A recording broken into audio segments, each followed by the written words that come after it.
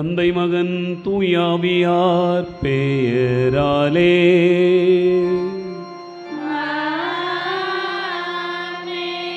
நம் ஆண்டவராகிய இயேசு கிறிஸ்துவின் அருளும் கடவுளின் அன்பும் தூய ஆவியாரின் நட்புறவும் உங்கள் அனைவரோடும் இருப்பதாக.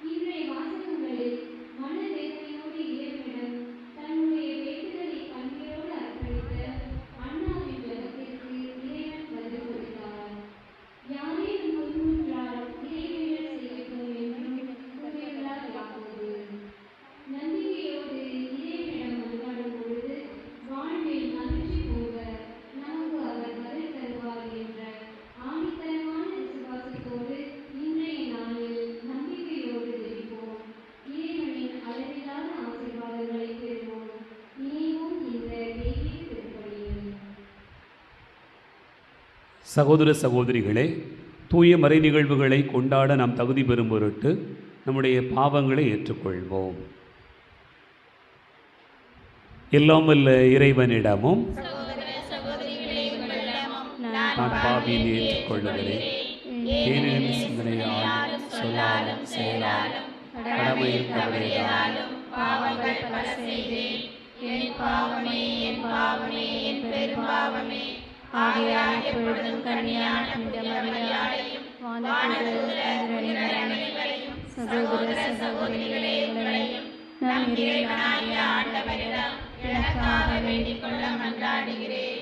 எல்லாம் வல்ல இறைவன் நம் மீது இரக்கம் வைத்து நம் பாவங்களை மன்னித்து நம்மை நிலைவாழ்வுக்கு அழைத்து செல்வாராக.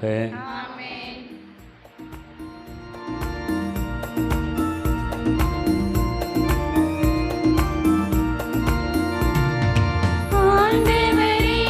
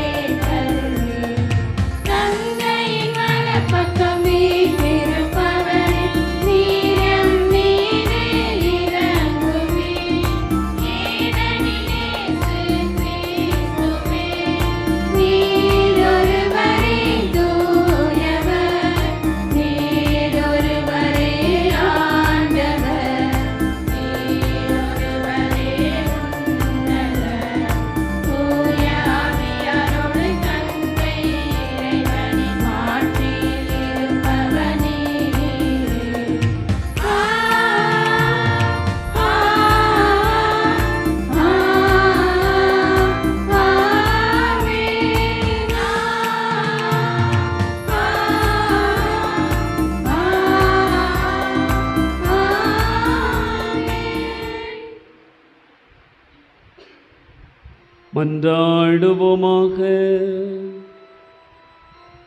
ஆண்டவரே, என்றும் கன்னியான புனித மரியாவின் வணக்கத்துக்குரிய பரிந்துரை எங்களுக்கு துணை புரிய உம்மை வேண்டுகிறோம். ஆபத்துகள் அனைத்திலிருந்தும் அது எங்களை பாதுகாத்து உமது அமைதியில் நாங்கள் மகிழ்வுறச் செய்ய வேண்டும் என்று எங்கள் ஆண்டவராகிய கிறிஸ்து வழியாக உம்மை மன்றாடுகிறோம்.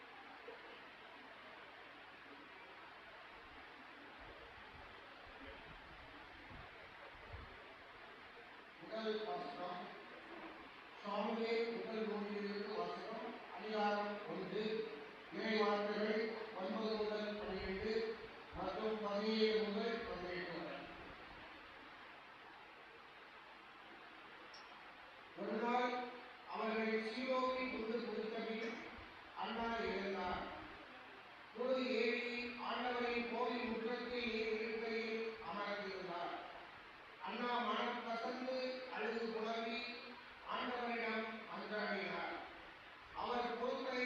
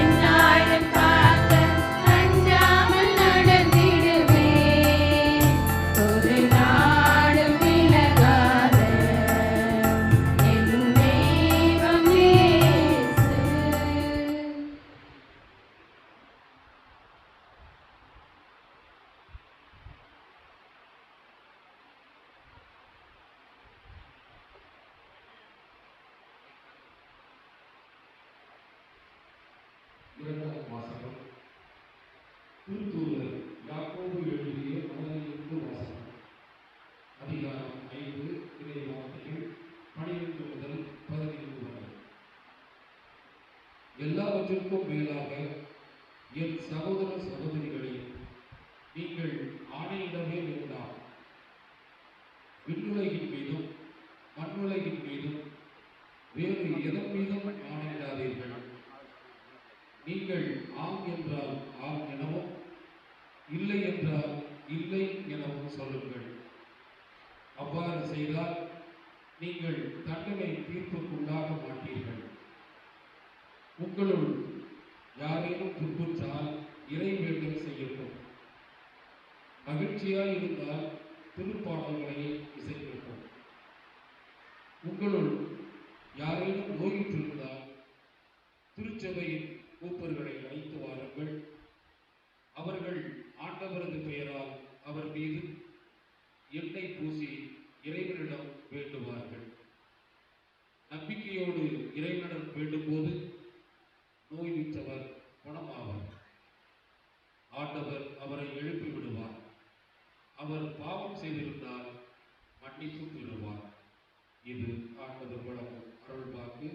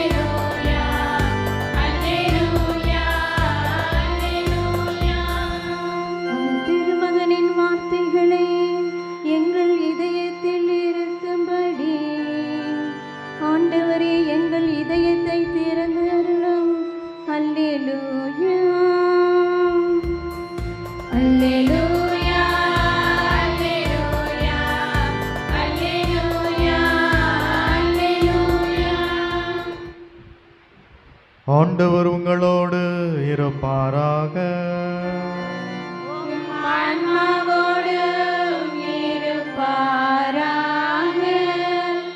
புனித மார்க்கு எழுதிய நற்செய்தியிலிருந்து வாசகம்.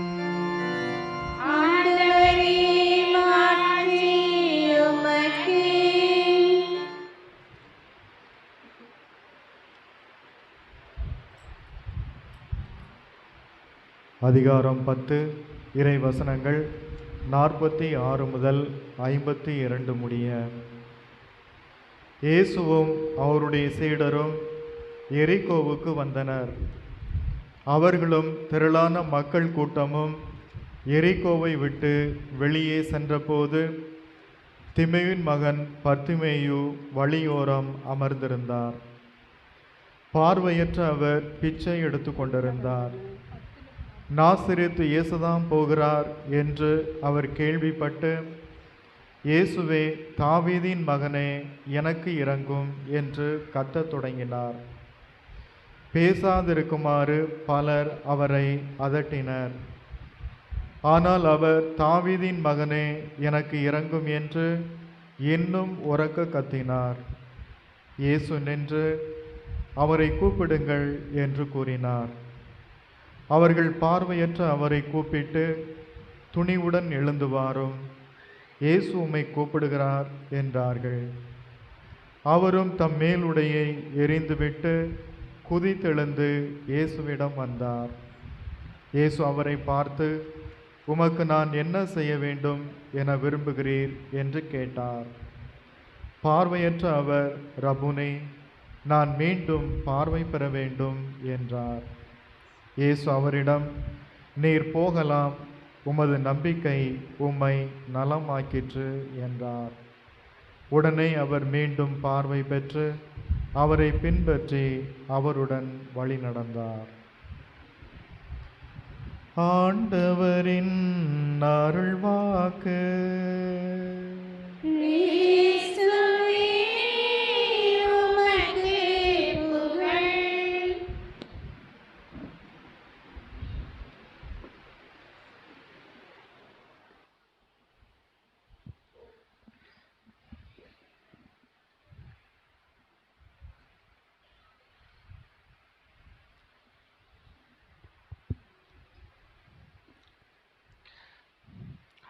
ஆண்டவரே இயேசுவில் அன்பார்ந்தவர்களே, அடைக்கல அன்னையினுடைய அன்பு பிள்ளைகளே, நம்முடைய பாதுகாவலினுடைய பெருவிழாவின் 4ஆம் நாளை சிறப்பித்து கொண்டாடி கொண்டிருக்கிறோம். இந்த நாளிலே நம்முடைய சிந்தனைக்காக தரப்பட்டிருக்கக்கூடிய தலைப்பு, துன்ப வேளையில் ஆண்டவரிடம் மன்றாடு, வாழ்வில் மகிழ்ச்சி பொங்கும். அன்பார்ந்தவர்களே, துன்ப வேளையில் மட்டும்தான் நாம் மன்றாட வேண்டுமா அல்லது எல்லா வேளையிலும் மன்றாட வேண்டுமா என்றால் எல்லா வேளையிலும் மன்றாட வேண்டும். ஆனால் துன்ப வேளையில் மன்றாடுகிற பொழுது கடவுளுடைய அருள் இன்னும் மிகுதியாக கிடைக்கிறது. அதை இன்றைக்கு நாம் வாசிக்க கேட்ட இறை வார்த்தையிலிருந்து அறிந்து கொள்ளலாம். முதலில் இறைவேண்டல் செய்ய வேண்டும் அல்லது கடவுளிடத்தில் மன்றாட வேண்டும் என்று நாம் சிந்தித்து பார்ப்பதற்கு முன்பாக நாம் ஏன் கடவுளிடத்தில் மன்றாட வேண்டும் என்ற கேள்வியானது நமக்கு எழுகிறது. ஏன் கடவுளிடத்தில் மன்றாட வேண்டும்? ஒவ்வொருவருக்கும் இந்த உலகத்தில் ஒவ்வொரு தேவை இருக்கிறது. குடும்பத்தில் இருக்கக்கூடிய துன்பம் நீங்க வேண்டும், குடும்பத்தில் இருக்கக்கூடிய கஷ்டம் நீங்க வேண்டும், பிரச்சனை தீர வேண்டும். இப்படி ஒவ்வொருவருக்கும் ஒரு தேவை இருக்கிறது, ஒவ்வொருவருக்கும் ஒரு பிரச்சனை இருக்கிறது. அந்த பிரச்சனையிலிருந்து வெளிவர வேண்டும் என்பதற்காக வேண்டுகிறார்கள். இன்னொரு பக்கத்தில் பார்த்தோம் என்றால் கடவுளுடைய ஆசீர்வாதம் குடும்பத்திற்கும் சரி, பிள்ளைகளுக்கும் சரி, நாம் செய்யக்கூடிய தொழிலும் சரி ஆசீர்வாதம் பெருக வேண்டும், இப்படி வேண்டுகிறோம். இன்னொரு விதத்தில் பார்த்தோம் என்றால் கடவுளுடைய பாதுகாப்பு, ஆபத்துகள், விபத்துகள், இக்கட்டுகள் இவற்றிலிருந்து பாதுகாப்பு கிடைக்க வேண்டும். இப்படி நாம் பல்வேறு காரணங்களுக்காக கடவுளத்தில் வேண்டுகிறோம். ஆனால் நாம் ஏன் கடவுளிடத்தில் வேண்ட வேண்டும் என்ற சிந்தனையோடு இந்த சிந்தனைக்குள்ளே நாம் செல்லலாம். அமெரிக்காவினுடைய முன்னாள் அதிபரான ஆபிரகாம் லிங்கன் ஒரு முறை இறைவேண்டலை பற்றி சொல்கிற பொழுது இவ்வாறு குறிப்பிட்டான்: என்னுடைய வாழ்க்கையிலே நாம் பெறக்கூடிய எல்லா ஆசைகளுக்கும், எல்லா வல்லமைகளுக்கும், எல்லா சக்திக்கும் அடிப்படை காரணமாக இருப்பது இறைவேண்டல் தான். அவர் பெரிய ஒரு ஆள், ஒரு நாட்டையே தன்னுடைய அதிகாரத்திற்கு கொண்டு வந்து மிக திறம்பட ஆட்சி செய்தவர். இடையில் அவருக்கு பல்வேறு துன்பம் வந்திருக்கலாம், பல்வேறு சவால்கள் வந்திருக்கலாம். ஆனாலும் கூட அவ்வளவு பெரிய நாட்டை மிகவும் வல்லமையோடு ஆட்சி செல்வதற்கும் மக்களை வழிநடத்துவதற்கும் அவர் செய்த இறைவேண்டல் காரணமாக இருந்தது என்று சொன்னால், இந்த இறைவேண்டல் எவ்வளவு முக்கியத்துவம் வாய்ந்ததாக இருக்கிறது. நம்முடைய வாழ்க்கை பயணத்திற்கு இந்த இறைவேண்டல் நமக்கு ஆற்றலை தருகிறது, வல்லமையை தருகிறது என்பதை நாம் புரிந்து கொள்ள வேண்டும். அந்த அடிப்படையில் பார்த்தோம் என்றால் திருவிவிலியம் இறைவேண்டலுக்கு மிக முக்கியமான ஒரு இடம் கொடுக்கிறது. அதிலும் குறிப்பாக ஆண்டவர் இயேசுனுடைய பணி வாழ்க்கையிலும் சரி, அவருடைய வாழ்க்கை முழுவதும் நாம் பார்த்தோம் என்றால் இறைவேண்டல் அவருடைய வாழ்க்கையிலே மிகவும் முதன்மையான இடம் வகித்திருக்கிறது. அப்படியானால் நாம் இந்த இறைவேண்டலை பற்றி சிந்தித்து பார்ப்பதற்கு போது நம்முடைய கவனத்தில் வைக்க வேண்டிய முதன்மையான செய்தி, இறைவேண்டல் தான் நம்முடைய வாழ்வில் எல்லா விதமான ஆற்றலுக்கும் காரணம். இந்த இறைவேண்டல் நமக்கு வல்லமையை தருகிறது, ஆற்றலை தருகிறது, சக்தியை தருகிறது, புது துணிவை தெம்பையும் தருகிறது என்று நாம் பொருள் எடுத்துக்கொள்ளலாம். அன்பார்ந்தவர்களே, இயேசுனுடைய வாழ்க்கையை பாருங்கள். இயேசுனுடைய வாழ்க்கை, அதிலும் குறிப்பாக லூக்கா நற்செய்தியை நாம் தனிப்பட்ட விதத்திலே எடுத்து வாசித்து பார்த்தோம் என்று சொன்னால், இயேசு ஒவ்வொரு செயலையும் செய்வதற்கு முன்பாக இறைவேண்டல் செய்தார் என்று படிக்கிறோம். முதன்மையான நிகழ்வுகள் அல்லது முக்கியமான நிகழ்வுகள், அந்த செயல்களை எல்லாம் அவர் செய்கிற பொழுது கடவுளிடத்திலே தனித்திருந்து மன்றாடினார் என்று நாம் திருவிவிலியத்தில் படிக்கிறோம். அதிகாலையிலே கருக்களிலிருந்து தனிமையான ஒரு இடத்திற்கு சென்று கடவுளிடத்திலே மன்றாடினார் என்று நாம் படிக்கிறோம். அப்படின்னா அவர் கடவுளுடைய மகனாக இருக்கலாம், மூவரு கடவுளிலே ஒரு ஆளாக இருக்கலாம். ஆனால் அப்படிப்பட்டவருக்கு இறைவேண்டல் தேவைப்பட்டது என்று சொன்னால் அந்த இறைவேண்டல் அவருக்கு வல்லமையை தந்தது. அதைவிடவும் கடவுளோடு அவர் கொண்டிருந்த அந்த உறவிற்கு ஒரு மிகப்பெரிய பாலமாக இருந்தது.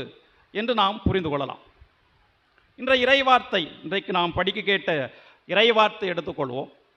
2 முக்கியமான ஆளுமைகள் அல்லது 2 பெரிய மனிதர்களை பற்றி படிக்கிறோம். முதல் வாசகத்தில் அண்ணாவை பற்றி படித்தோம். இந்த அண்ணா எப்படிப்பட்டவர் என்றால், அவருக்கு திருமணம் நடக்கிறது. எல்கானா என்ற ஒரு மனிதரை பற்றி நாம் சாமுவேல் முதல் நூலிலே படிக்கிறோம்.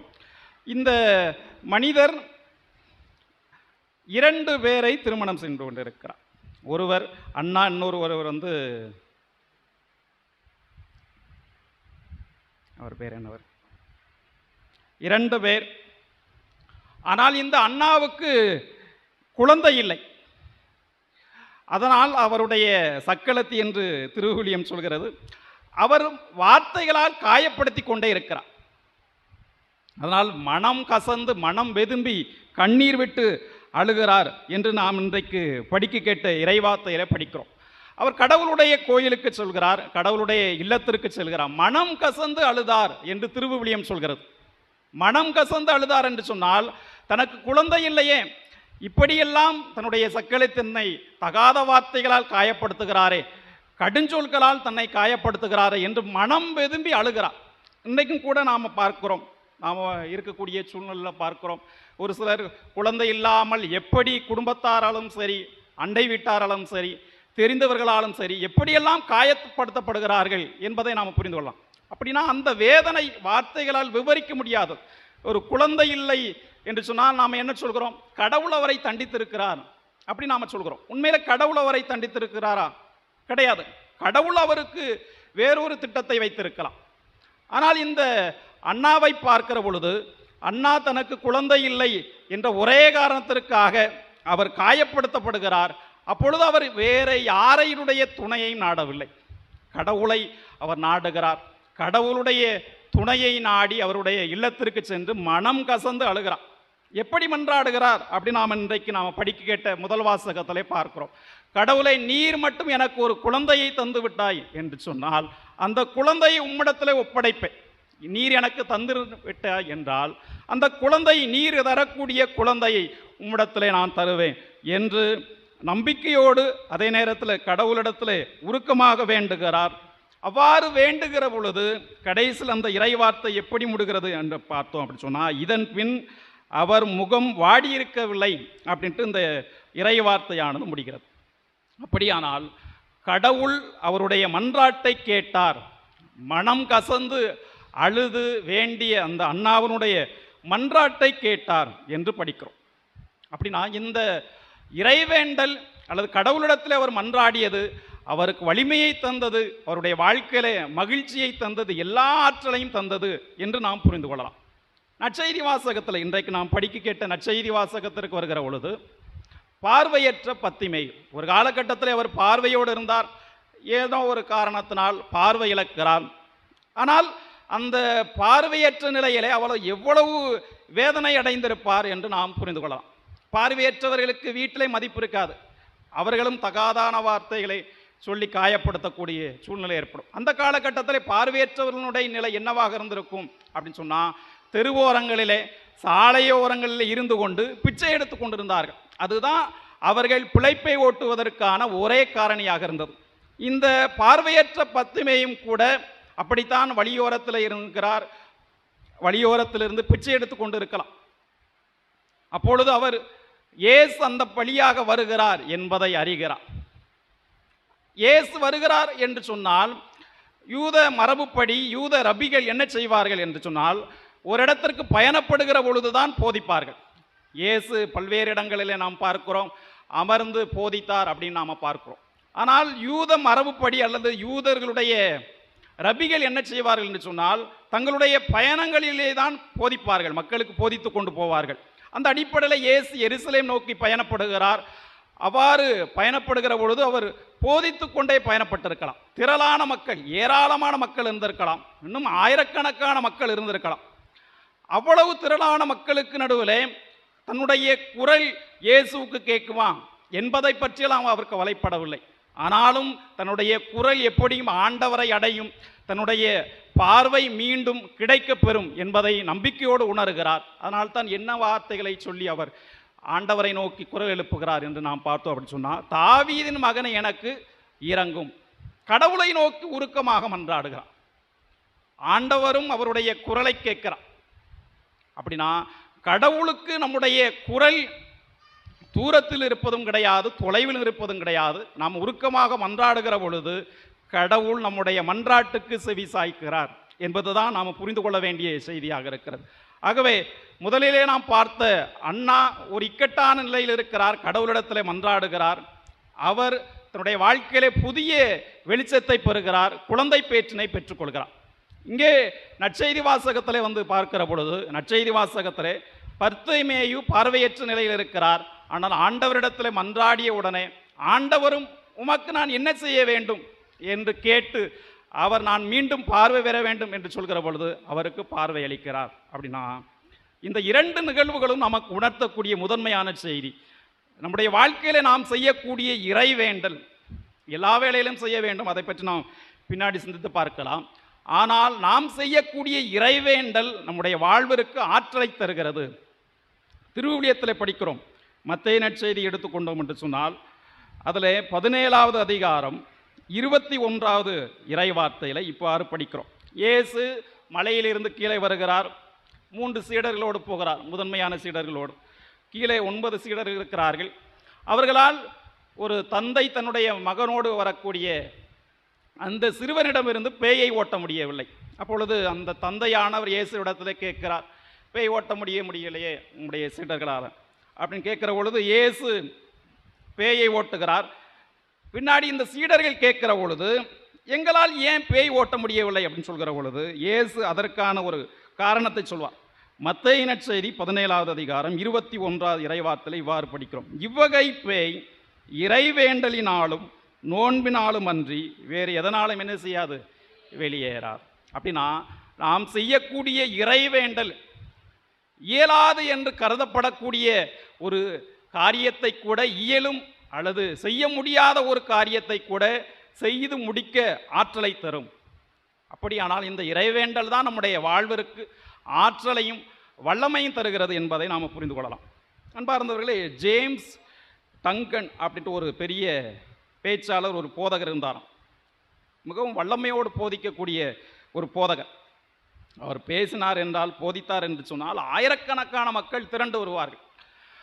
அவருடைய போதனை கேட்டு பலரும் வியந்து போனார்கள். ஒரு மனிதர் அந்த மனிதரிடத்தில் சென்று, எப்படி உங்களால் இவ்வளவு வல்லமையோடு போதிக்க முடிகிறது, மக்களை அப்படியே கட்டி போடக்கூடிய அளவுக்கு போதிக்கிறீர்களே, எங்கிருந்து ஆற்றல் இருக்கிறது, அல்லது இதற்கு பின்னால் இருக்கக்கூடிய ரகசியம்தான் என்ன அப்படின்ட்டு கேட்டபொழுது அவர் சொன்னாராம், அந்த ரகசியம் வேறு ஒன்றுமில்லை, நான் ஒரு நாளைக்கு 13 மணி நேரம் என்ன செய்கிறேன், கடவுளிடத்தில் மன்றாடினேன் அப்படின்ட்டு ஜேம்ஸ் டங்கன் அப்படின்ட்டு அந்த போதகர் சொன்னாராம். 13 மணி நேரம் அவர் கடவுளிடத்தில் மன்றாடினார் அப்படின்னு சொன்னால் இந்த இறைவேண்டல் அவருக்கு எவ்வளவு பெரிய வல்லமையை தந்தது அப்படின்னு நாம் புரிந்து கொள்ளலாம். இயேசுவும் கடவுளிடத்தில் மன்றாடினார், அந்த இறைவேண்டல் அவருக்கு ஆற்றலை தந்தது, கடவுளோடு அவர் கொண்டிருந்த உறவை இன்னும் உறுதிப்படுத்தியது என்று நாம் புரிந்து கொள்ளலாம். அப்படியானால் இறைவேண்டல் நம்முடைய வாழ்விற்கு கிடைக்கக்கூடிய எல்லா ஆற்றலையும் இந்த இறைவேண்டல் தருகிறது. இது முதன்மையான செய்தியாக நாம் எடுத்துக்கொள்ளலாம். இரண்டாவதாக, சில நேரங்களில் நமக்கு கேள்வி எழலாம், கடவுள்கிட்ட வேண்டிட்டா கிடைச்சிருமா, எல்லாமே கிடைச்சிருமா அப்படின்ட்டு ஒரு கேள்வி எல்லாம். சில நேரங்களில் ஒரு சிலரை பார்க்கிறோம், கடவுள்கிட்ட வேண்டுகிறார்கள், கிடைக்கணும்னா கோயிலிருந்து அவங்க வரமாட்டாங்க, கோயிலுக்கு வரமாட்டாங்க, கடவுள்கிட்ட மன்றாட மாட்டாங்க, ஒரு அவநம்பிக்கையோடு பேசுவாங்க, என்னத்தை வேண்டி கடவுள் ஒன்றும் தரமாட்டார், அப்படிப்பட்ட ஒரு அவநம்பிக்கையோடு இருப்பதை பார்க்கிறோம்.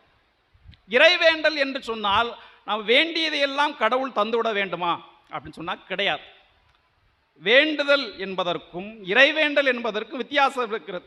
நாம் மனிதர்கள்ட்ட வேண்டுதல் வைக்கிறோம், சில நேரங்களில் கொடுக்குறாங்க, கொடுக்காமல் கூட போக்குறாங்க, செவி சாய்க்கிறாங்க, செவி சாய்க்காமல் கூட இருக்கிறாங்க.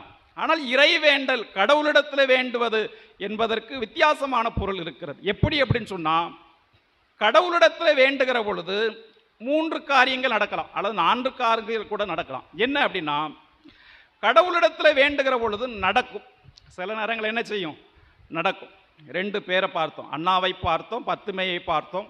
அவர்கள் வேண்டினார்கள், கிடைத்தது.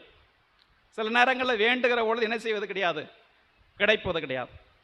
அப்படி வேண்டி கிடைக்காத ஒரு நிகழ்வு இருக்கிறதா? திருவிழியத்தில் இருக்கிறது. ஆண்டவர் இயேசுவுக்கு அதுதான் நடந்துச்சு. அவர் கடவுள்கிட்ட வேண்டுகிறார்.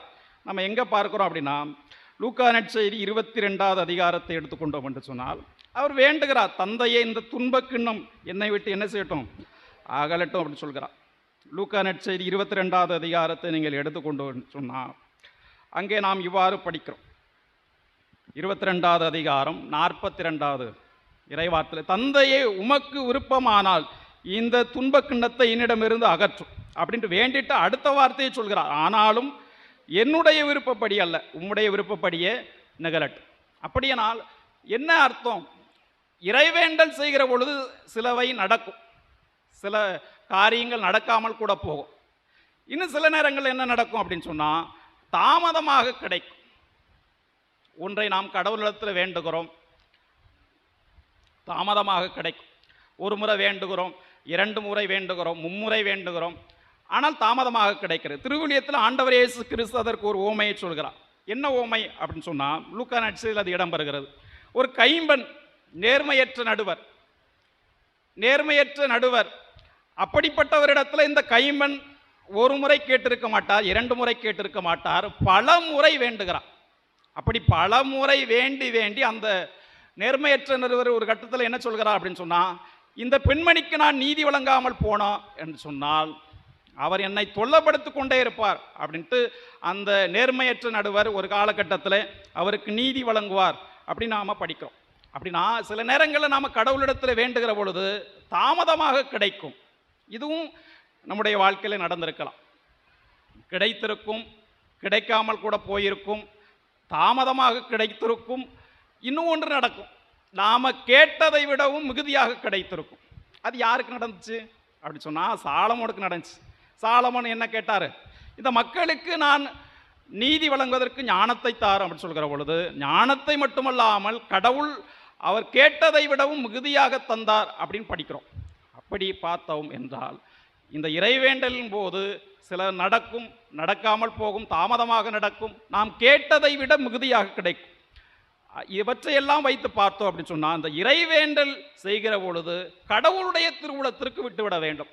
நாம் கேட்டது நடக்கணும் என்று பிடித்து கொண்டிருக்காமல், கடவுளுடைய திருவுளம் எது, கடவுளுடைய சித்தம் எது, கடவுளுக்கு உகந்தது என்பதை நாம் உணர்ந்து கொண்டு வேண்டினோம் என்று சொன்னால், நாம் சில நேரங்களில் நம்முடைய வேண்டுதல் கிடைக்காத பொழுது நாம் விரக்தி அடைய மாட்டோம். இதை பற்றி யோவான் தன்னுடைய திருமுகத்தில் ஒரு வார்த்தையை சொல்கிறார். யோவான் எழுதிய முதல் திருமுகத்தில் அவர் இவ்வாறு ஒரு வார்த்தையை சொல்வதை பார்க்கிறோம். யோவான் எழுதிய முதல் திருமுகம் 5வது அதிகாரம் 14வது வார்த்தை.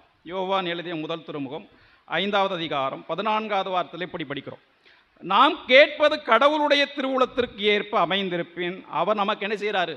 செவி சாய்க்கிறார். அப்படியானால் கடவுளுடைய திருவுளத்திற்கு ஏற்ப அமைந்திருக்கிற போதுதான் கடவுள் நம்முடைய வேண்டுதலுக்கு செவி சாய்க்கிறார். அதனால தான் நாம் நம்முடைய வழிபாடுகளையும் சரி, கொண்டாட்டங்களையும் சரி, ஆமேன் ஆமேன் என்ற வார்த்தை என்ன செய்கிறோம்? திரும்ப திரும்ப சொல்கிறோம். அப்படின்னா கடவுளுடைய விருப்பம் நடக்கட்டும், என்னுடைய விருப்பம் அல்ல. இந்த இறைவேண்டல் செய்கிற போதும் கூட ஒரு மனிதர் தன்னுடைய விருப்பம் நடக்க வேண்டும் என்று நினைக்காமல் கடவுளுடைய திருவுளத்திற்கு எல்லாவற்றையும் ஒப்படைத்து விட வேண்டும். அதை நாம் இறைவேண்டல் செய்கிற போது புரிந்து கொள்ள வேண்டும். இது 2வது செய்தி. 3வது, இறைவேண்டல் செய்கிற பொழுது அல்லது கடவுளிடத்தில் மன்றாடுகிற பொழுது கடவுள் தன்னுடைய பிள்ளைகளை பாதுகாக்கிறார். அதுதான் உண்மை. திருவிழியத்தில் பார்க்கிறோம். திருப்பாடல் 121, திருப்பாடல் 121 எடுத்துக்கொண்டோம் என்று சொன்னால் ஒரு வார்த்தை வருகிறது.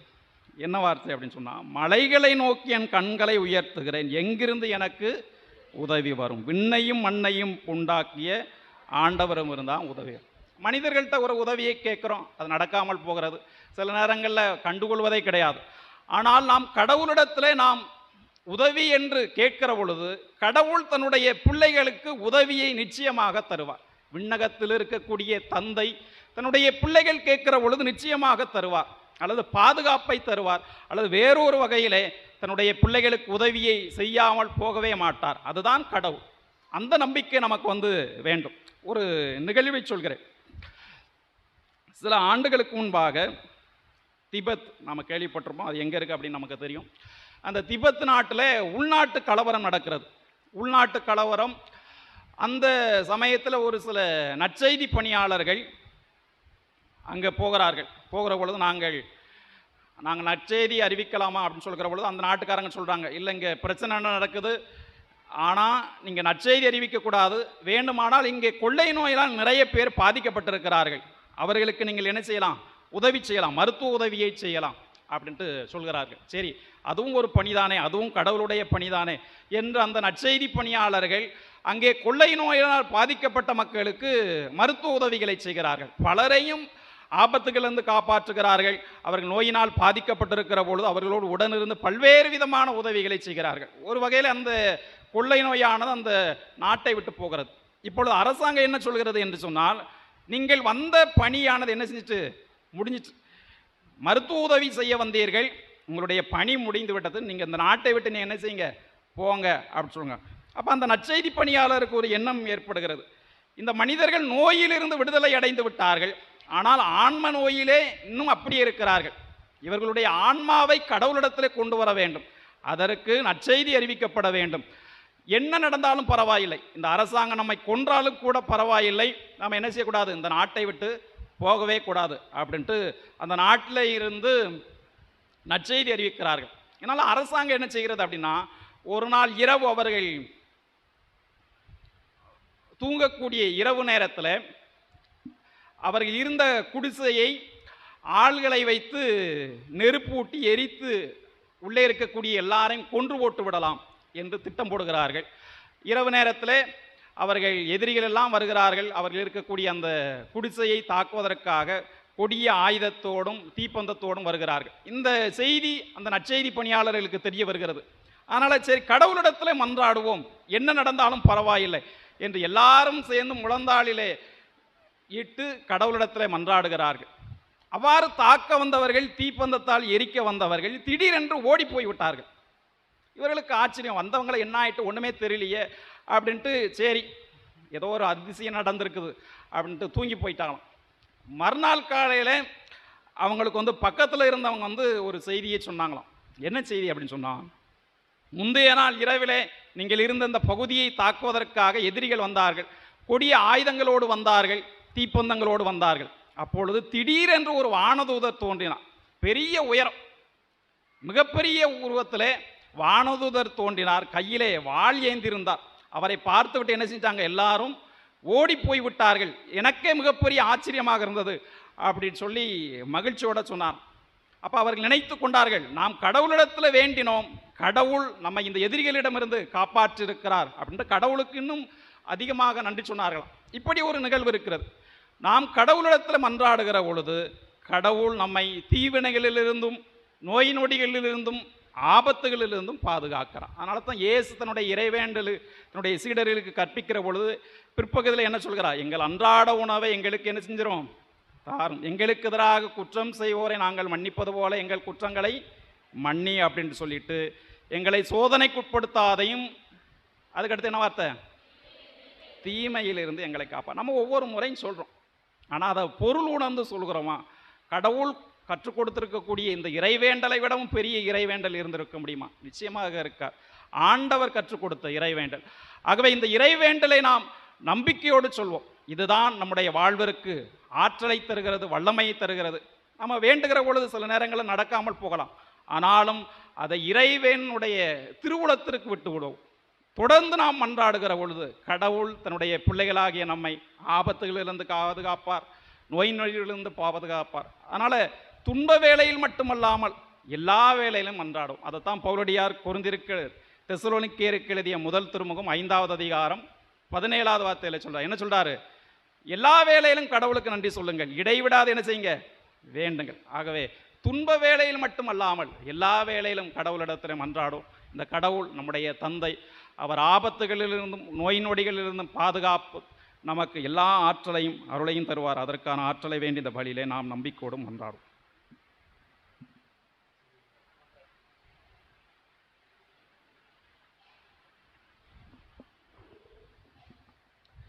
எழுந்து நின்று நம்முடைய வேண்டுதல்களையும் விண்ணப்பங்களையும் ஆண்டவருடைய திருப்பாதத்தில் வைப்போம்.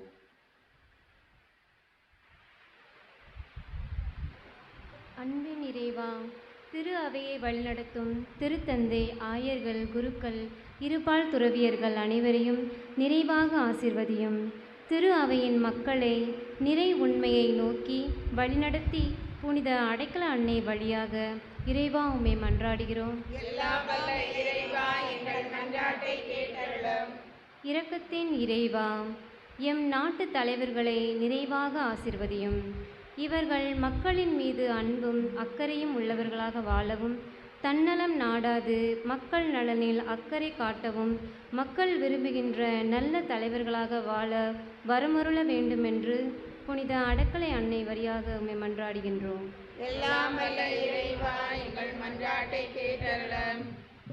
நலமளிக்கும் அன்பு இறைவா, நோயாளிகளுக்காக மன்றாடுகிறோம். இல்லங்களிலும் மருத்துவமனைகளிலும் நோயுற்று இருப்பவர்கள் மற்றும் நீண்ட நாள் படுக்கையில் இருப்பவர்கள் அனைவரின் மீதும் உமது வல்லமையான கரங்களை வைத்து மக்கள் விரும்புகின்ற நலமான வாழ்வை தந்து ஆசீர்வதிக்க வேண்டுமென்று புனித அடைக்கலை வழியாக இறைவா உம்மை மன்றாடுகிறோம்.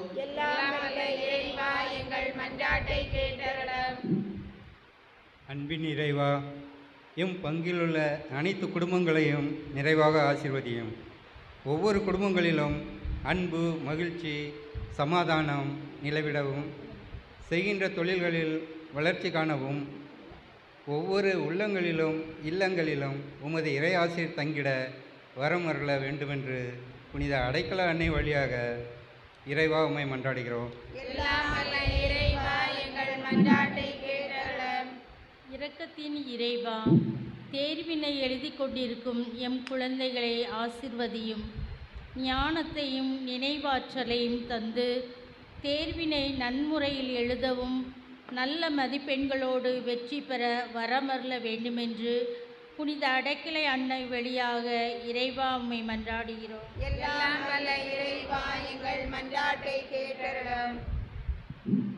நம்முடைய தனிப்பட்ட தேவைகளுக்காக ஆண்டவரை நோக்கி கண்களை மூடி கரங்களை குவித்து மௌனமாக ஜெபிப்போம்.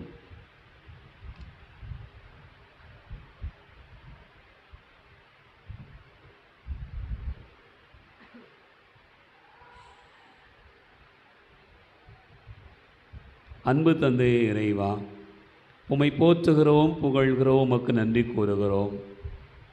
இந்த ஏழை கூவி அழைத்தான், ஆண்டவர் அவனுடைய குரலுக்கு செவி கொடுத்தார் என்பது போல ஆண்டவரை நாங்கள் உம்மை நோக்கி மன்றாடுகிற போதெல்லாம் எங்களுடைய வேண்டுதல்களையும் விண்ணப்பங்களையும் நீங்கள் ஏறெடுக்கிறேன். குறிப்பாக எங்கள் துன்ப வேளையில் உம்மை நோக்கி மன்றாடுகிற போது நிச்சயமாக நீர் எங்களுக்கு பதிலளிக்கிறீர் என்பதை இந்த நாளில் நாங்கள் ஆழமாக உணர்ந்து பார்க்கிறோம். எங்களுடைய வாழ்க்கையில் வரக்கூடிய துன்பங்கள் என்னென்ன என்பதை நாங்கள் அறிவோம். நோயினாலும், பேயினாலும், கடன் சுமைகளினாலும், குடும்பத்தின் பாரங்களினாலும், இன்னும் குடும்பத்திற்கு தேவையான ஆசீர்வாதங்கள் கிடைக்காத காரணத்தினாலும் நாங்கள் ஒவ்வொரு பொழுதும் துன்பங்களை அனுபவித்து கொண்டிருக்கிறோம். இந்த துன்ப வேளைகளிலெல்லாம் ஆண்டவரே, எங்களுக்கு யார் ஆறுதல் தருவார், எங்களுக்கு யார் துணை இருப்பார், எங்களுடைய வாழ்க்கையினுடைய துன்பங்களை சந்திப்பதற்கான வல்லமையை யார் தருவார் என்று பல்வேறு இடங்களுக்கு தேடி அலைகிறோம். மனிதர்களை சந்திக்கிறோம், மந்திரவாதிகளை சந்திக்கிறோம், அவர்கள் இவர்கள் என்று எல்லாரையும் தேடி அலைந்து இறுதியாக ஆண்டவரே தஞ்சம் என்று வந்து நிற்கிறோம். என்னுடைய வாழ்க்கையினுடைய துன்பங்களை தீர்க்கிறவர் நீர், எங்களுக்கான ஆறுதல் தருகிறவர் நீர், எங்களுடைய வேதனைகளில் நீர்தாமே துணை இருக்கிறீர். இதோ அன்னா சொன்னது போல எங்களுடைய உள்ளத்தில் இருக்கக்கூடிய கவலைகளை நான் ஆண்டவரிடம் கொட்டி கொண்டிருக்கிறேன் என்று அவள் சொன்னார். அதே போல ஆண்டவரே, இந்த வேளையிலும் கூட எங்களுடைய உள்ளத்தில் இருக்கக்கூடிய கவலைகளை, வருத்தங்களை, துன்பங்களை, பாடுகளை எல்லாவற்றையும் கூட உமது பாதத்தில் நாங்கள் கொட்டி கொண்டிருக்கிறோம். எல்லா பிள்ளைகளையும் ஆசிர்வதியும், இப்பலியில் வேண்டிக் கொள்கிற எல்லாரையும் ஆசிர்வதியும். இந்த பங்கு திருச்சபை ஆசிர்வதியும், பங்கு தந்தை ஆசிர்வதியும், அருட் சகோதரிகளை ஆசிர்வதியும். எல்லாருக்கும் இதுதாமே துணை இருப்பீராக. மேற்கொள்கிற எல்லா காரியங்களில் வெற்றி பெறுவார்களாக. உமது வல்லமையான கரம் ஒவ்வொருவரையும் வழிநடத்தும்படியாக உம்மை நோக்கி ஜெபிக்கிறோம். ஜெபம் கேளும் நல்ல பிதாவே, ஆமென்.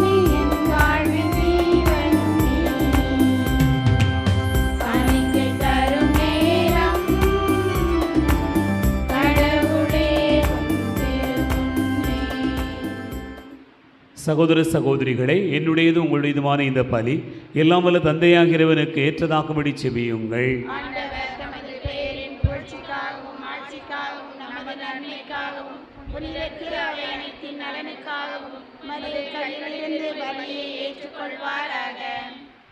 ஆண்டவரே, மனநிறைவும் புகழ்ச்சியும் அளிக்கும் காணிக்கைகளை உமக்கு ஒப்புக் கொடுக்கும் நாங்கள் உம்மை தாழ்மையுடன் வேண்டுகின்றோம். அதனால் புனித அடைக்கல அன்னையின் எடுத்துக்காட்டை பின்பற்றி உமக்கு உகந்த புனித பலிப்பொருளாக எங்களையே அர்ப்பணிக்க வரமருள வேண்டுமென்று எங்கள் ஆண்டவராகிய கிறிஸ்து வழியாக உம்மை மன்றாடுகிறோம்.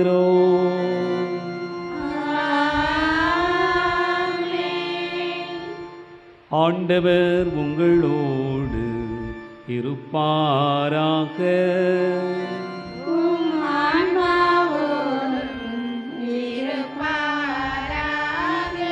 இதயங்களை மேலே எழுப்புங்கள்.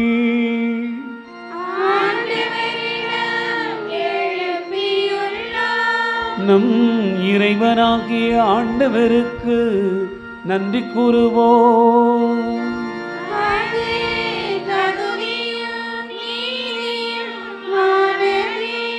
ஆண்டவரே, தூயவரான தந்தையே, என்றும் உள்ள எல்லாம் வல்ல இறைவா, எந்நாளும் எவ்விடத்திலும் நாங்கள் உமக்கு நன்றி செலுத்துவதும் எப்பொழுதும் கன்னியான புனித மரியாவின் திருநாளில் நாங்கள் உம்மை போற்றி புகழ்ந்து மாட்சி விடுத்துவதும் மெய்யாகவே தகுதிய நீதியுமாகும். எங்கள் கடமையும் மீட்புக்குரிய செயலுமாகும். தூயாவி நிழலிட்டதால் அந்த அன்னை உம்முடைய ஒரே திருமகனை கருத்தாங்கி தமது கன்னிமையின் மாட்சியில் நிலைத்து நின்று நிலையான ஒளியாகிய எங்கள் ஆண்டவர் இயேசு கிறிஸ்துவை உலகிற்கு தந்தருளினார். ஆகவே வானகணிகளோடு ஒன்று சேர்ந்து நாங்கள் உம்மை புகழ்ந்து ஒரே குரலாய் பாடுவதாவது: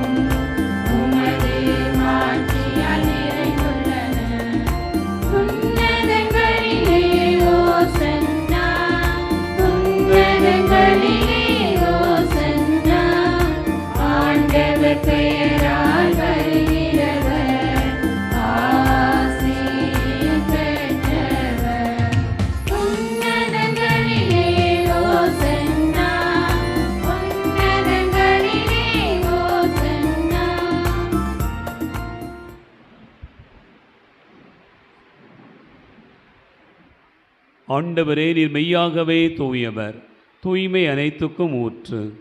ஆகவே உம்முடைய ஆவியை பொழிந்து இக்காணிக்கைகளை தூய்மைப்படுத்த உம்மை வேண்டுகிறோம். இவ்வாறு எங்கள் ஆண்டவர் இயேசு கிறிஸ்துவின் உடலாகவும் இரத்தமாகவும் எங்களுக்கு இவை மாறுவனவாக. அவர் பாடுபட உளம் கனிந்து தம்மை கையளித்த போது அப்பத்தை எடுத்து நன்றி செலுத்தி அதை பெற்று தம் சீடர்களுக்கு அளித்து அவர் கூறியதாவது: அனைவரும் இதிலிருந்து பெற்று உண்ணுங்கள், ஏனெனில் இது உங்களுக்காக கையளிக்கப்படும் என் உடல்.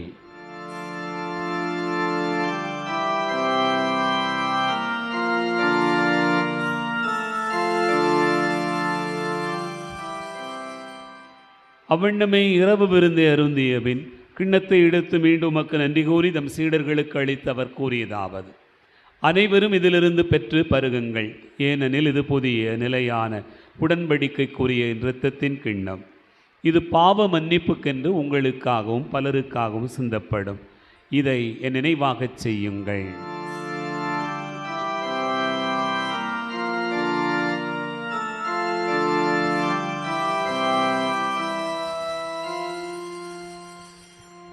நம்பிக்கையின் மறை பொருள்.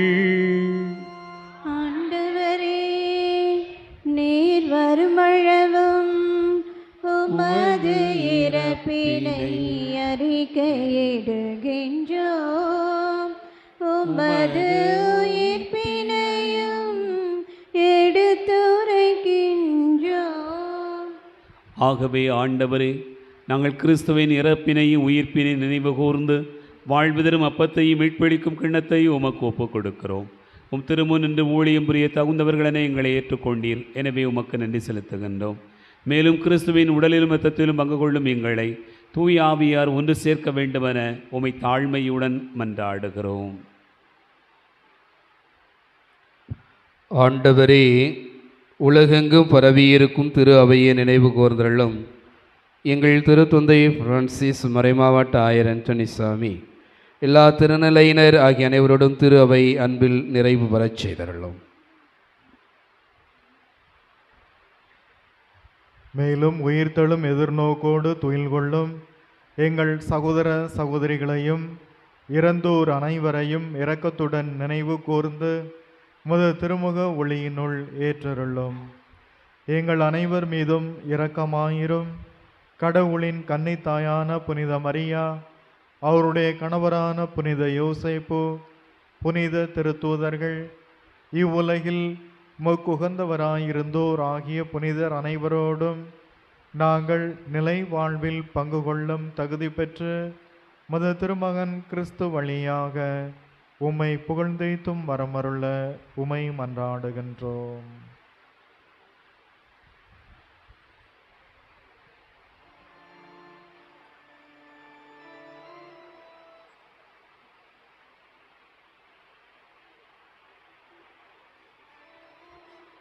இவர் வழியாக இவரோடு இவரில் எல்லாம் வல்ல இறைவனாகிய தந்தையே, தூயாவியாரின் ஒன்றிப்பில் எல்லா புகழும் ஆட்சியும் என்றென்றும் உமக்கு உரியதே.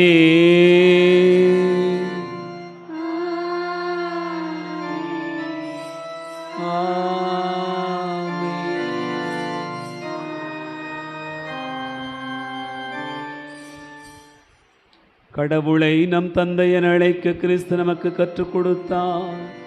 எனவே நாம் துணிவோடு பாடுவோம். விண்ணுலகில் இருக்கிற எங்கள் தந்தையே, உமது பெயர் தூயதென போற்றப் பெறுக. உமது ஆட்சி வருக. உமது திருவுளம்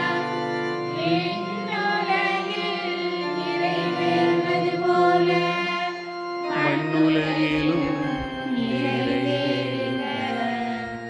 எங்கள் அன்றாட உணவை இன்று எங்களுக்கு தாரும்.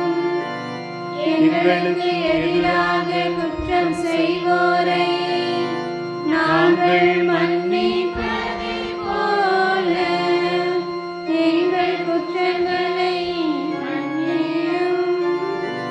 எங்களை சோதனைக்கு உட்படுத்தாதே, தீமையிலிருந்து எங்களை விடுவித்தருளும்.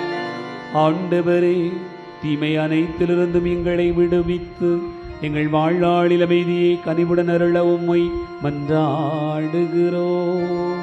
முதிரக்கத்தின் உதவியால் நாங்கள் பாவத்திலிருந்து எப்போதும் விடுதலை பெற்று யாதொரு கலக்கமின்றி நலமாயிருப்போமாக. நாங்கள் எதிர்நோக்கி இருக்கும் பேரின்பத்துக்காகவும் மீட்பராகிய இயேசு கிறிஸ்துவின் வருகைக்காகவும் காத்திருக்கின்றோம்.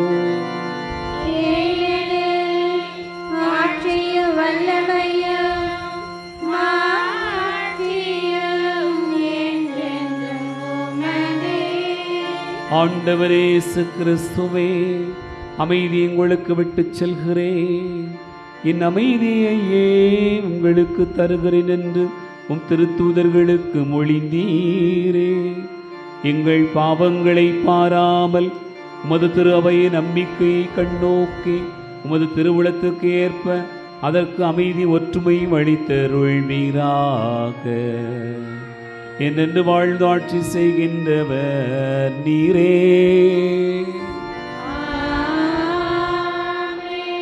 ஆண்டவருடைய அமைதி உங்களுடன் இருப்பதாக.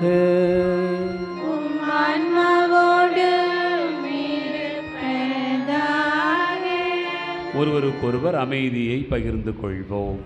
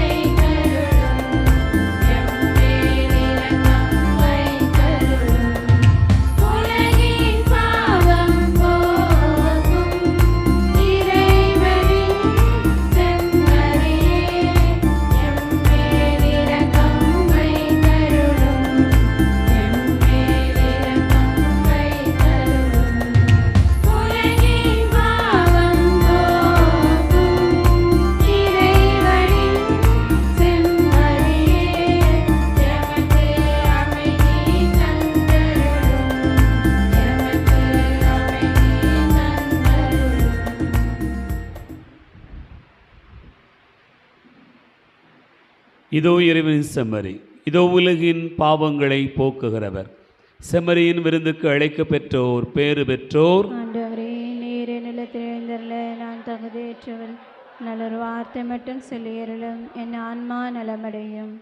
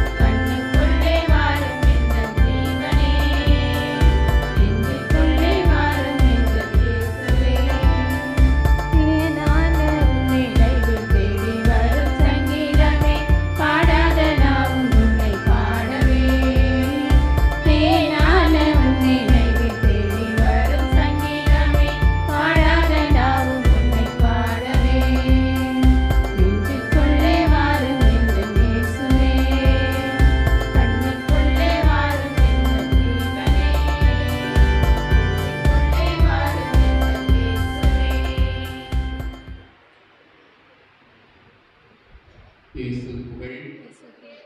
அடைக்கல தாயே வாழ்க. ஆண்டவர் இயேசுவுக்குள் அருமையான சகோதர சகோதரிகளே, அடைக்கல அன்னையினுடைய அன்பு பிள்ளைகளே, அன்னையினுடைய ஆண்டு பெருவிழாவின் 4வது நாள் நவநாளை இந்த நாளில் நாம் சிறப்பு செய்கிறோம்.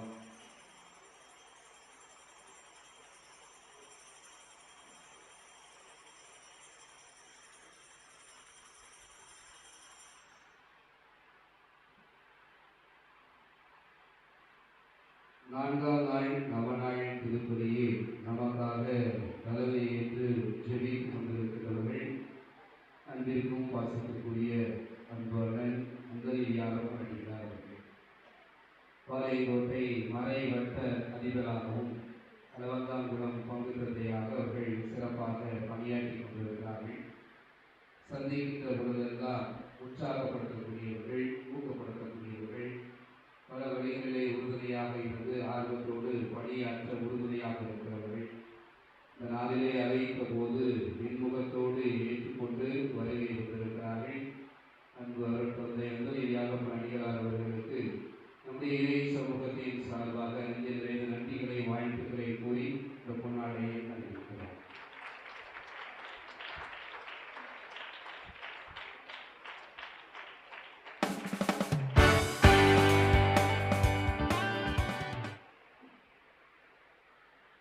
ஆண்டவருடைய அருளையும் ஆசியையும் நற்பருடைய ஆசீர்வாதத்தின் வழியாக நமக்கு பெற்றுத் தருவதற்கு திருப்பலியை நம்மோடு இணைந்து ஜெபித்துக் கொண்டிருக்கின்றவர்கள் பாசத்திற்குரிய அன்புவான மோட்சராஜன் அடிகளார் அவர்கள், புளியப்பட்டி புனித அந்தோனியார் அருள்தலத்தினுடைய அதிபராகவும் கோவைப்பட்டி மறைவட்டத்தினுடைய அதிபராகவும் அவர்கள் சிறப்பாக பணியாற்றி கொண்டிருக்கிறார்கள்.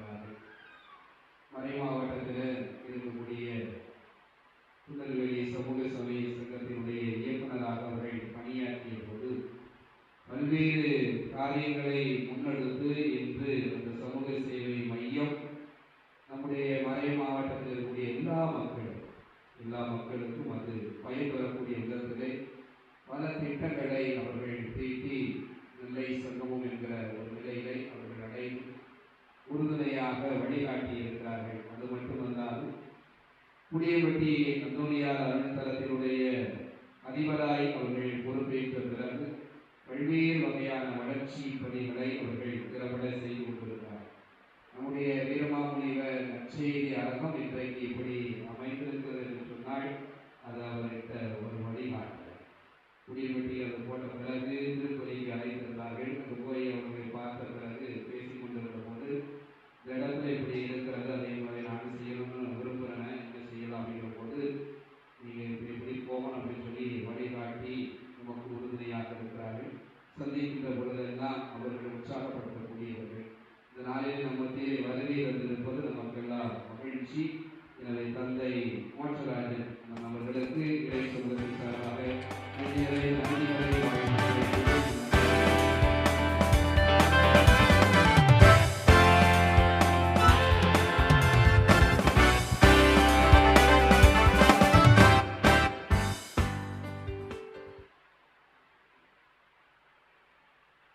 துன்ப வேலையில் மட்டுமல்லாது எல்லா வேலைகளிலும் இறை வேண்டல்களை ஆண்டவரிடத்திலே நாம் எழுப்ப வேண்டும்.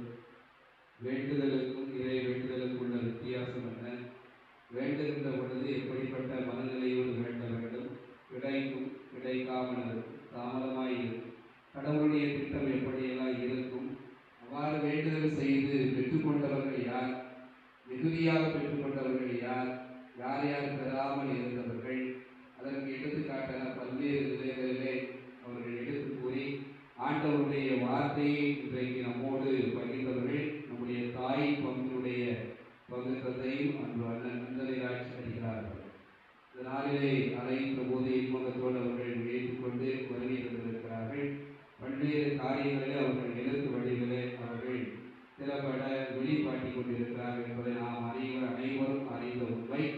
இந்த நாளிலே வருகை தந்திருப்பது நமக்கு மகிழ்ச்சி. தந்தை அவர்களுக்கு நம்முடைய இறை மக்கள் சார்பாக நெஞ்ச நிறைய நன்றிகளையும் வாழ்த்துக்களையும் பாராட்டுகளையும் கூறி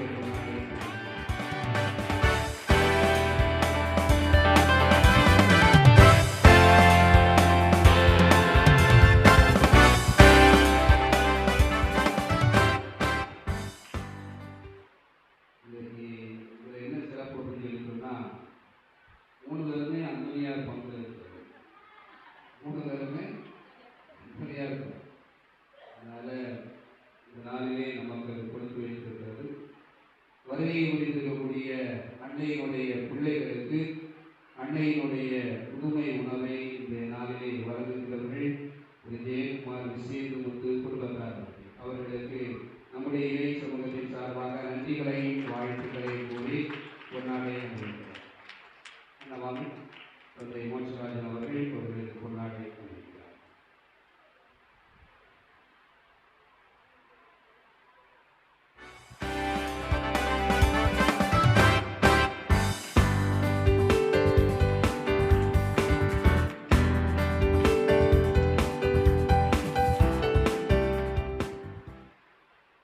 மறையிலிருந்து உடல் கேள்வி. இறைவனிடம் வேண்டுதல் செய்யும் போது நாம் பெற்றுக்கொள்வது என்ன? இது சொல்லுங்க. வலிமை, ஆற்றல்,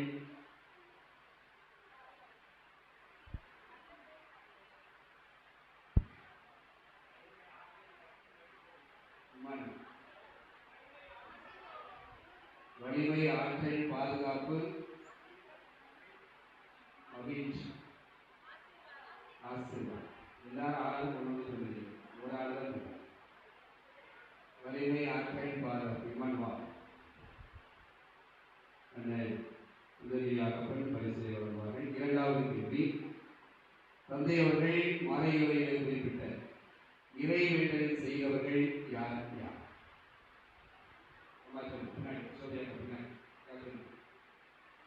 அண்ணா அண்ணா பத்திலேயும்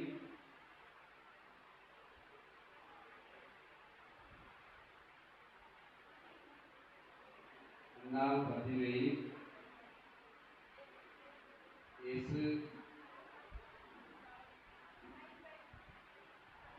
தந்தை மலைகளில் சொன்னதை சொல்லணும். அவர் நான் தாராளமாக வரிசை எல்லாம் சொல்லிக்கிறேன். வேற அண்ணா பத்திரையும்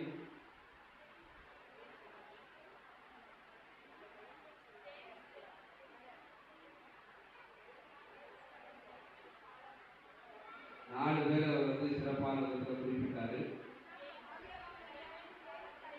அது வந்து நான் வந்து விவிலியத்தில் உள்ளவங்களை மட்டும்தான் கேட்டேன். ஆபராங்க விவிலியத்தில் யாராவது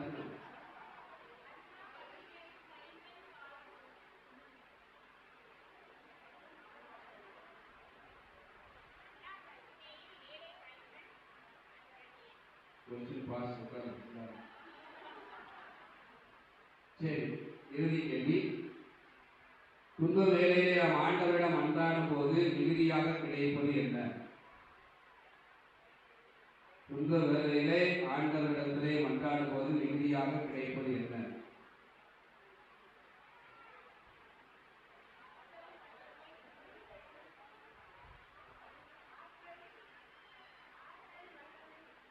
கடவுளுடைய ஆட்சி. வாங்க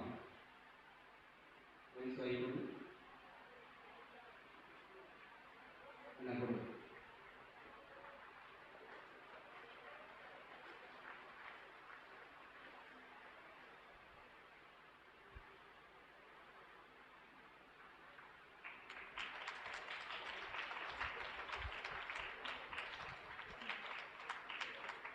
இறுதி ஜெபம் முடிந்த பிறகு நற்கருணை ஆசை நடைபெறும். இறுதி பாடல் முடிந்த பிறகு 9, 10, 11, 12ஆம் வகுப்பு மாணவ மாணவியருக்கு இன்றைக்கு விவிலிய கதாபாத்திரம் அடங்கிய ஓவிய போட்டி நடைபெறும். ஓவிய போட்டிக்கு நீங்கள் பேப்பர் கொண்டு வந்தீங்கன்னா வச்சுருங்க. அப்படின்னா நான் கொடுப்பேன். அதில் பங்கு செய்யணும். கையெழுத்து நான் நீங்கள் வரைஞ்சிட்டு இருக்கும்போது வந்து போடணும். அது போட்ட பிறகு நீங்கள் அதில் செய்யணும். அதை வரைமாறு உரை அன்போடு கேட்டுக்கொள்கிறேன். மரியே வாழ்க. நாளைய தினம் இளையோருக்கான பாடல் போட்டி நடைபெறும். அனைவரும் கலந்து கொள்ளுமாறு அன்போடு கேட்டுக்கொள்கிறேன். விருந்தினர் ஆண்டவருக்கு நன்றி.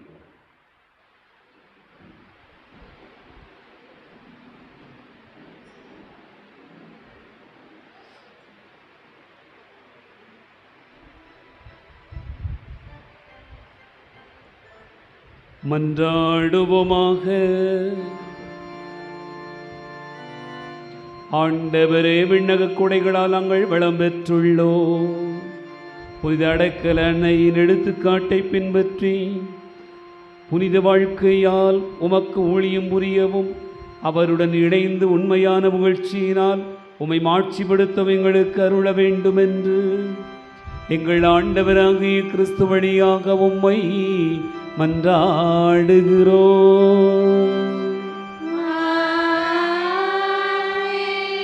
ஆண்டவர் உங்களோடு இருப்பாராக.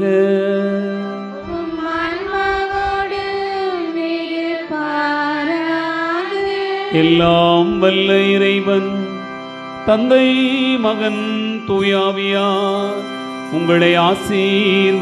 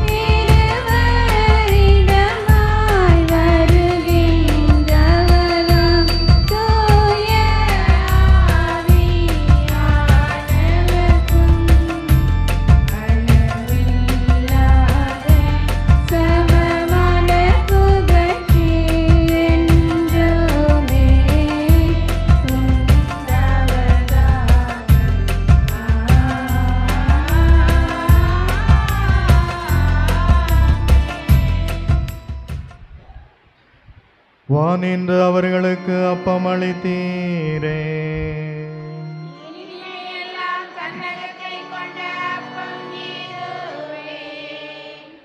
மன்றாடுவோமாக. இறைவா, இந்த வியப்புக்குரிய திருவருட்சாதனத்திலே உம்முடைய திருப்பாடுகளின் நினைவை எங்களுக்கு விட்டுச் சென்றீர். உமது திருவுடல் திரு ரத்தம் இவற்றின் மறைப்பொருளை வணங்கும் நாங்கள் உமது மீட்பின் பலனை இடைவிடாமல் அனுபவிக்க அருள் புரியுமாறு உம்மை மன்றாடுகின்றோம். என்றென்றும் வாழ்ந்து ஆட்சி செய்கின்றவர் நீரே.